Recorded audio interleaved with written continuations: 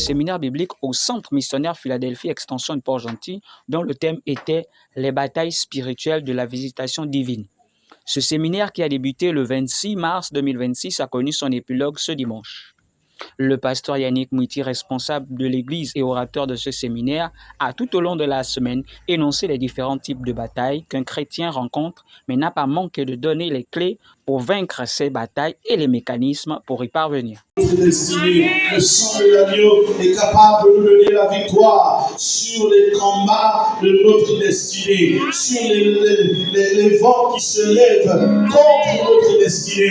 Le sang de Jésus est utilisé comme une bannière. C'est pourquoi, au temps où les enfants d'Israël devaient sortir d'Égypte, la Bible déclare que le Seigneur leur a donné l'instruction par l'entremise de Moïse. Il dit aux enfants d'Israël, vous allez prendre l'agneau, vous allez tuer cet agneau, vous vous servirez du sang de cet agneau que vous mettrez sur les linteaux des portes de vos maisons. Pendant que l'ange passera cette nuit-là pour frapper tous les premiers-nés en Égypte, depuis la maison de Pharaon jusqu'au premier-né même des bêtes des champs. Pendant que l'ange passera, il dit dans toutes les maisons où il verra le sang, il passera par-dessus. Je vais dire à quelqu'un, le sang de Jésus nous donne la victoire sur les combats de notre destinée.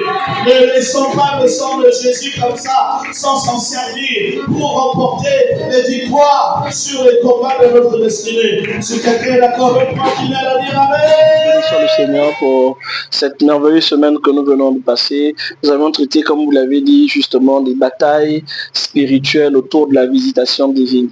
Alors, ce jour, il a été question essentiellement de nous présenter les clés qui nous permettent de vaincre ces batailles. Il a lieu de rappeler que bien que nous avons énoncé 7 batailles, nous n'avons pu voir que 3, notamment la bataille liée à l'immoralité sexuelle, celle liée à Amalek qui est un proche d'Israël, mais qui s'est levé pour pouvoir combattre Israël à l'improviste. En même temps, nous avons vu, je crois hier déjà, la bataille contre la sorcellerie. Donc aujourd'hui, nous avons vu quelques clés, quelques mécanismes, quelques principes pour vaincre ces batailles-là justement. Nous avons parlé du nom de Jésus, le sang de Jésus, l'épée de l'esprit, la louange, l'adoration. Et nous avons vu aussi des méthodes pratiques pour pouvoir vaincre ces batailles. Vraiment, ma prière est que comme le Seigneur nous a révélé toutes ces clés, comme il nous a donné tous ces principes, qu'il nous aide à pouvoir les mettre en pratique afin que nous ne soyons plus victimes de ces batailles-là. Voilà, que Dieu vous bénisse.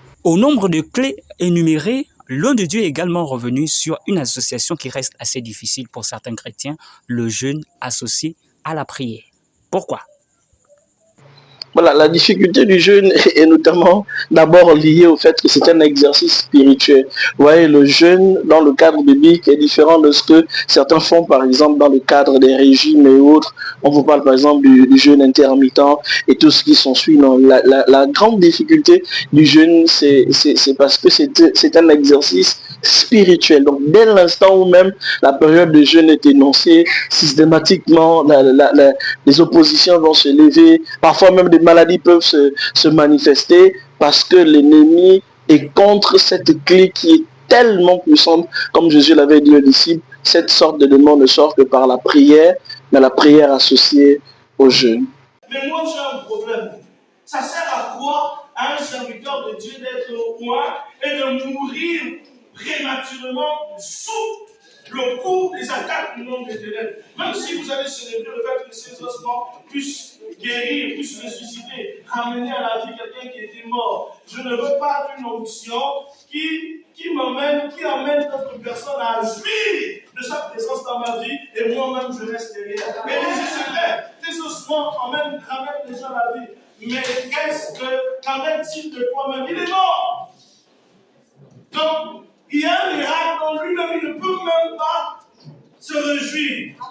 Je ne sais pas si vous me suivez. Vous êtes enseigne que la présence de la non-onction d'Élie sur sa vie était suffisante pour qu'il ne puisse plus prier. Alléluia. L'onction a fonctionné quand il était mort, mais ça n'a pas fonctionné pour lui-même, pour l'empêcher de mourir sous le coup des attaques du monde. C'est ainsi que nous avons des ministères, nous avons des servants, nous avons des hommes de Dieu. Lorsqu'on les regarde extérieurement, ils sont enviables extérieurement. Ils sont enviables. Non, vraiment, moi j'ai envie d'être comme tel. C'est parce que je ne connais pas quels sont ces combats. Un séminaire fort enrichissant, du moins c'est ce que décrit le serviteur Freddy, et exhorte par la même occasion le plus grand nombre à revenir à Jésus-Christ.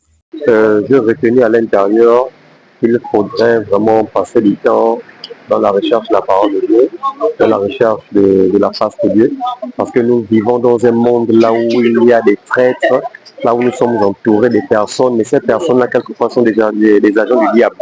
Donc ces personnes marchent avec nous, nous ne savons même pas qu'ils sont à côté de nous. Mais en fait, ils ont un rôle bien spécifique à jouer. Raison pour laquelle l'homme de Dieu pouvait demander à ce qu'on ait un discernement un peu fort pour pouvoir connaître avec qui nous marchons. Donc pendant ce séminaire, j'ai richement été béni. Je remercie le Seigneur parce que j'ai assisté à tous les jours du séminaire et par la grâce de Dieu, j'ai reçu ma part. Et je sors de ce séminaire avec une grande bénédiction et je sais qu'au courant de cette semaine, des grandes choses vont se passer dans ma vie. Et j'exhorte également aussi mes frères, sœurs, petits frères, petites sœurs, pères, mères, etc. à prendre part au culte, pas seulement les dimanches, mais aussi en semaine, parce que la visitation de Dieu n'a pas un jour bien précis. Dieu peut te visiter à n'importe quel moment. Donc, c'est juste ce que j'avais à dire. Et moi, j'encourage vraiment chacun d'entre nous de rechercher le Seigneur et vraiment de tout cœur. Merci beaucoup. Ce dimanche était également particulier car l'heure était à la célébration de l'anniversaire de l'épouse du pasteur.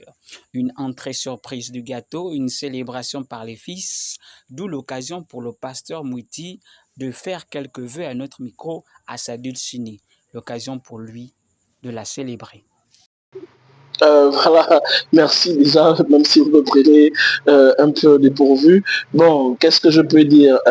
Mon épouse, comme vous l'avez dit, elle a fêté son anniversaire. En fait, on le célèbre aujourd'hui parce que c'est dimanche, mais c'était en principe le jeudi 26.